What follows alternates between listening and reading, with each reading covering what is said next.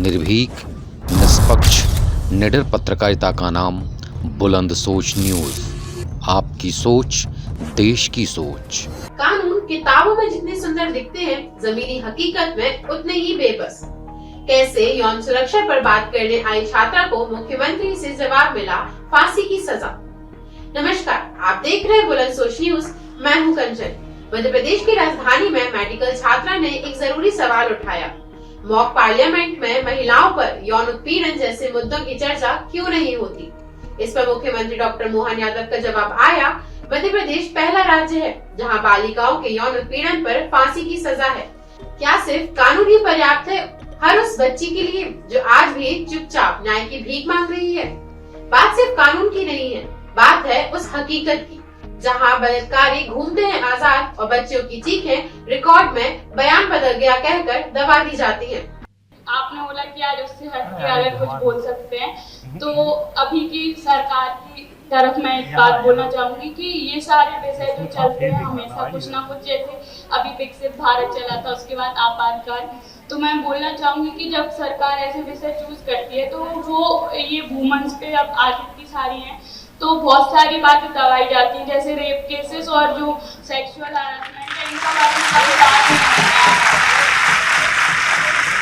तो इन विषय को लाके भी जैसे डिबेट के जैसे यही बन जाते हैं, तो कभी इस विषय को लाके भी कभी ऐसी डिबेट रखी जाए जिससे बहुत सारी आएंगी, क्योंकि कभी किसी इनसे रिलेटेड कभी किसी को सजा भी नहीं मिल रही है और बहुत सी ये चीजें पीछे रह जाती हैं।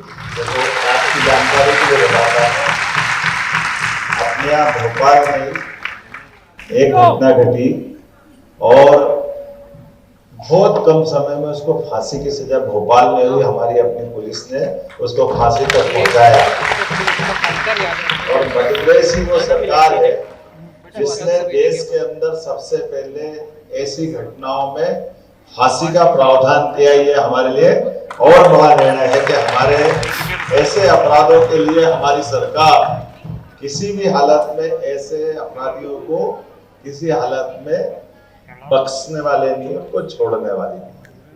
दुर्भाग्य से ये सवाल तब और जहरीले हो जाते हैं जब जमीन पर ऐसी घटनाएं फिर से सामने आ रही हैं। सबसे पहले बात भोपाल की, जहां अखिल भारतीय विद्यार्थी परिषद यानी एबीवीपी के पूर्व संगठन मंत्री भगवान सिंह मेवाड़ा पर एक आदिवासी नाबालिग बच्ची के साथ बलात्कार का आरोप लगा।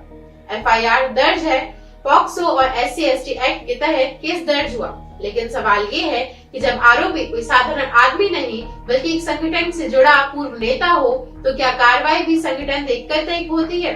मामला नंबर 2, भोपाल के अशोका गार्डन में एक 4 साल की बच्ची ने अपने पिता को बताया कि उसके साथ कुछ गलत हुआ, लेकिन जब पुलिस के पास मामला पहुंचा तो जवाब मिला बच्ची बयान बदल रही है, इसलिए केस दर्ज नहीं होगा। सवाल उठता है, क्या 4 साल की मासूम से आप FIR के लिए कोर्ट लेवल बयान की उम्मीद कर रहे हैं? क्या आप कानून बच्चों की मासूम याददाश्त के भरोसे चलेगा?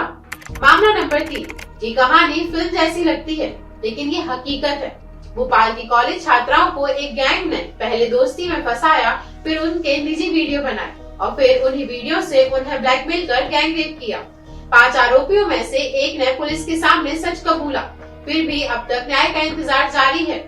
जब गुनाह कबूल हो जाए तो इंतजार किसका हो रहा है? मामला नंबर 4, छिंदवाड़ा में मानव तस्करी और नाबालिग से रेप के मामले में 6 आरोपियों को सत्र अदालत ने सजा सुनाई थी, लेकिन मामला हाई कोर्ट पहुंचा और सबूतों की कमी के आधार पर सभी आरोपी बरी कर दिए गए। तो अब न्याय उन तक ही सीमित हो गया है जिनके पास कैमरा, CCTV और पूरा फुल प्रूफ रिकॉर्डिंग सिस्टम हो। इन चारों मामलों की तस्वीर साफ है। कानून होना एक बात है, उसे लागू करना और हर लड़की को भरोसा देना ये बात अलग है। तो सवाल ये है, क्या मध्य प्रदेश में महिलाओं की सुरक्षा सिर्फ मंच की बात बनकर रह गई है? भगवान सिंह मेवाड़ा जैसे संगठित नेताओं पर कार्रवाई क्यों धीमी है?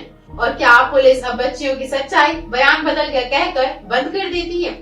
CM साहब, कानून से पहले जरूरत है इरादे, नियत और निष्पक्ष कार्रवाई की।